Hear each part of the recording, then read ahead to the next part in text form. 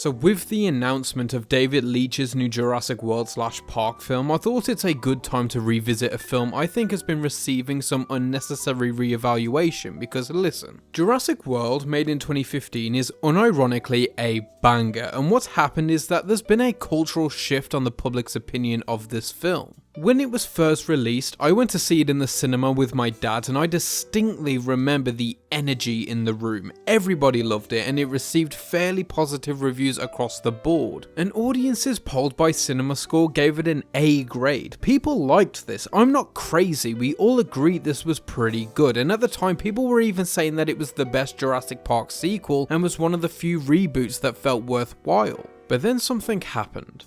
And that something was a sequel that people did not like at all, and then that was followed by another sequel that people hated even more. So after the third movie in the trilogy came out, people just wrote off this entire run, including that first film, despite how great it actually is. So I decided to rewatch it and truly determine its quality outside of its placing in the trilogy, and let me tell you, this movie rips. First of all, people must be sick of me saying by now, but I've constantly repeated that the first shot in any movie is one of, if not the most important shot in any movie. And in Jurassic World, it's this shot of raptor eggs cracking open to reveal the eyes, which is not only potent imagery, but also layered. For one, this is a birthing process, kind of like they're telling us that this franchise is now showing us a new version of itself. Like the dinosaurs of the park being reborn out of their century and into a new one. Then of course it's foreshadowing how important the raptors will be, and lastly, whilst the music is absolutely popping off, we hear this slight heartbeat to remind us that these creatures are living creatures. They're not just park attractions, they're real animals, whether they're manufactured or not, which is a theme of the entire movie. So even though this very beginning may seem insignificant, it's actually doing a lot. And the film is full of fun imagery like this, like the immediate aftershot being of this bird's foot that's shaped exactly like a dinosaur, which reminds us how dinosaurs really exist in our world today. They evolved into modern birds. But beyond that little stuff, let's get into some of the real story elements of the film, starting with the cast and characters. For the majority of the film, we follow 4 people, starting with these 2 brothers, because this is a Jurassic film, so we require children for our story. And I like how strongly distinct these 2 are. The first is a dweeby little annoying child, played by the kid from Iron Man 3, where he plays a dweeby little annoying child. And the other is a cringy teen, played by the guy from Love, Simon, who thinks he's cool but actually comes off as emotionally distant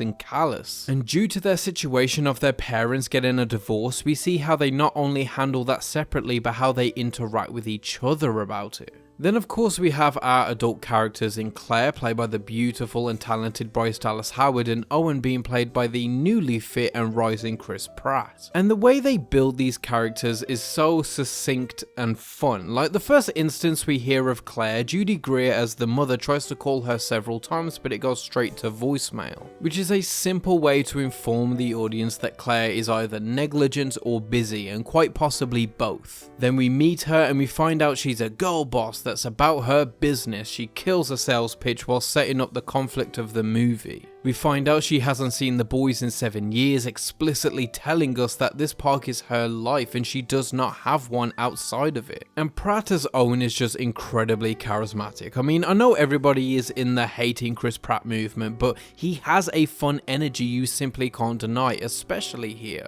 And his whole deal brings a great depth to this narrative that we'll get into a little later on, because I just want to run through the rest of the supporting cast because it's pretty stacked. Starting off with, of course, bringing back B.D. Wong as Dr. Henry Wu, who by all accounts has a pretty minor role in the original movie, and when I first heard they were bringing back an original cast member for this movie, I was hyped. And upon realizing it was Dr. Wu, I was unimaginably disappointed.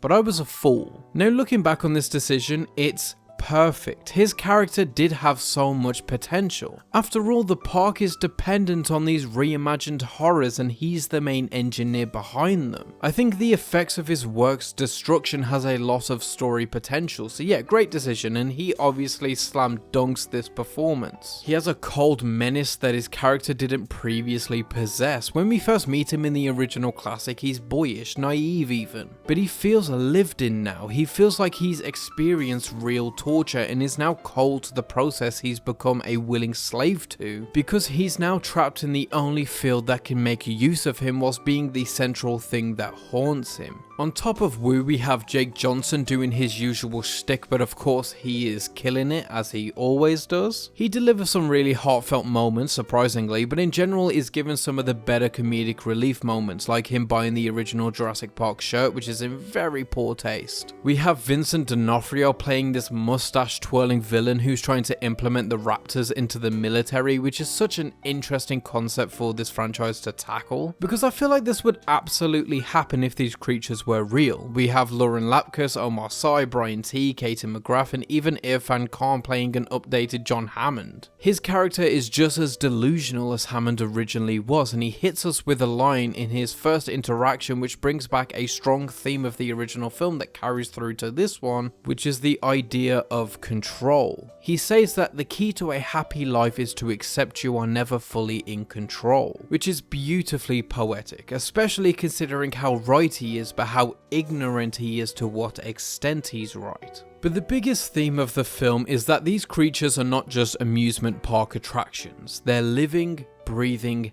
animals. That's what we focus on in this movie. Yes, we have the whole element of control back because that's just the main theme of the entire franchise, but I like that this film takes something individual, which only works in the context of this film. This theme can only exist in a fully functioning park, and serves as another angle as to why it will never work. Because these are predators and animals we have no way of controlling, no way of predicting or owning. Owen even repeats on many occasions to Claire that these are real creatures, and though it's easier for her to see them as assets and numbers, it doesn't change their reality. And there's so many interesting quotes to juggle over this philosophical concept, like Claire saying that the Indominus is intelligent for a dinosaur as to undermine their intelligence, as if they're a lesser being. Masrani says upon seeing that the Indominus cracked the safety glass that he likes her spirit, clearly ignoring the red flags. He acknowledges that Hammond had the best structural engineers in the world just like they do, and he's also aware that he was unsuccessful at preventing an outbreak. He's aware, but he's also blind to his own failings and doom. And when there is eventually an outbreak, he tells the staff not to evacuate the island. The hubris of man prevails, the illusion of control still permeates these parks. Claire screams at Owen that he is not in control here, but none of them are. This is all still the flea circus. And for their hubris, they're punished by the Indominus tearing through the asset containment unit in one of the rawest displays of savagery in this series. I swear to God, every single time they reveal it can camouflage, I get goosebumps, and the Indominus's very existence speaks to the ego of man. In Claire's opening pitch, she explains that nobody is excited about dinosaurs anymore. They want something cooler, something bigger, scarier, more teeth. Because a technical marvel isn't enough. A scientific leap isn't big enough for us. We are on a never-ending journey of needing more. We're so greedy, even in the face of miracles. So what do? They create a monster. They are not trying to recreate a pre-existing creature with some creative liberties. They're Frankensteining together a melody of genetics to create something far worse than could ever be naturally produced. And this reminds me of that one Dr. Malcolm speech from the first film where he says,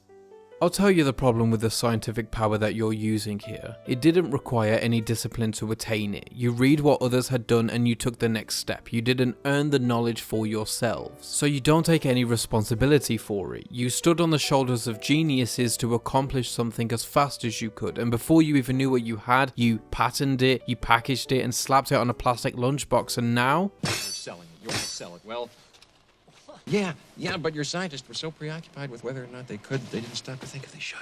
And this thing is just a force of nature. It kills for sport, it's intelligent and tricks them into releasing it. It camouflages. It tears out its implant. It even uses its smarts to kill an ankylosaurus at one point, where it discovers through trial and error that the back is tough, so it systematically wounds it to get it on its back where it's vulnerable. It's not a creature that's easily tamed or killed. This is so important because it's the difference between the raptors and the Indominus. And before the outbreak, they invite Owen to like scope out the Indominus and whatnot to make sure it's safe or whatever, and immediately he's struck by the lack of empathy and respect Claire and the rest of the company have had for this being. He points out how it was grown in isolation, whereas his raptors grew up in a pack. They learned social skills. The only positive relationship in this creature's life is with the crane that feeds it, and that's important. Bonds are important in this movie because the raptors are a testament to Owen's dedication and care, respect for these animals, whereas the Indominus is a condemnation of the company over their lack of care and respect for these animals. Constantly we're reminded by Owen as he speaks to Claire and speaks to Hoskins that he does not control the raptors. They have a bond, they have a relationship built on mutual respect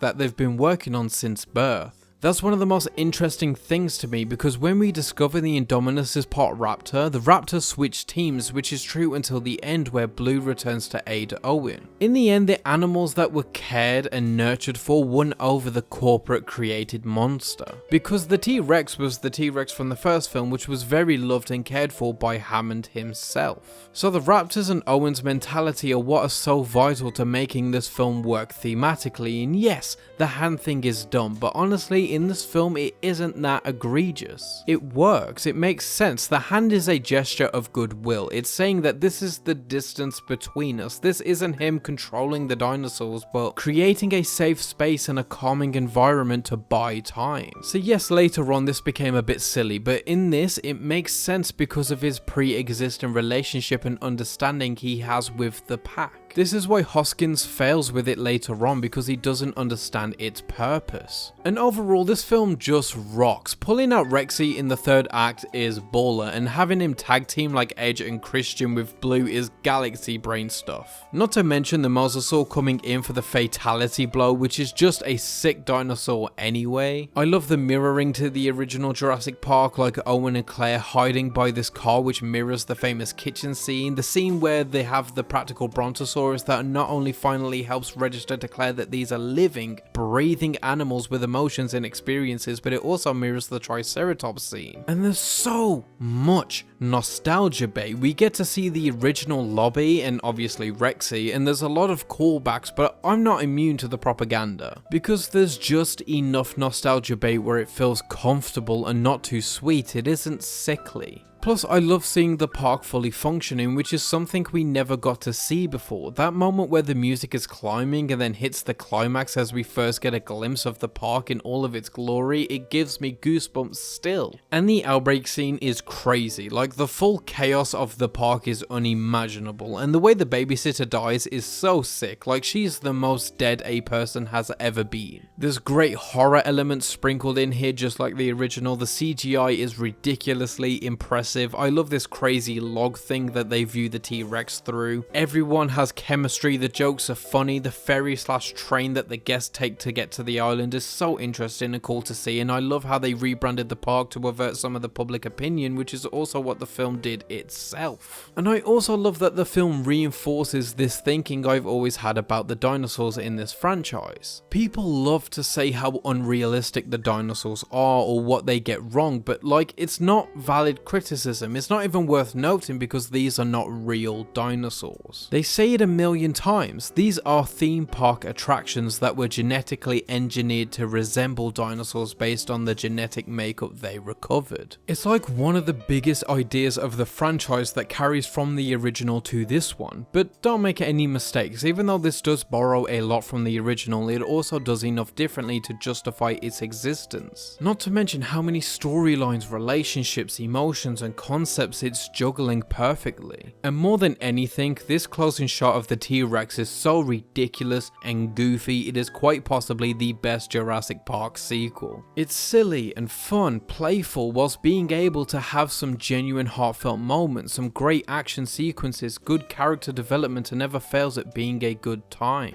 People have spent a lot of time crapping on this movie, but I just don't see at all why. Is it because people just dislike the Jurassic Park sequels anyway, so anything in this franchise that isn't in the first gets dismissed as trash? Is it because this film's direct sequels are considered bad so they write off the entire trilogy? Is it because people no longer like Chris Pratt so everything he's ever done has to have this cultural re-evaluation? I just don't get it. It's such a likable movie and I think that should be fairly agreeable. But what do I know? I mean, I'm the one that did a video defending Jurassic Park The Lost World, which I think is super underrated as well. I'm not sure which is better between this and The Lost World, it depends on the day really, but if someone said to me this is the best Jurassic Park sequel, I wouldn't have it in me to argue against it. But that's just me. What do you think? Have you seen Jurassic World? If so, let me know what you think about it, let me know what you think about this video and whether it's the best Jurassic Park sequel or not. As always, keep watching movies.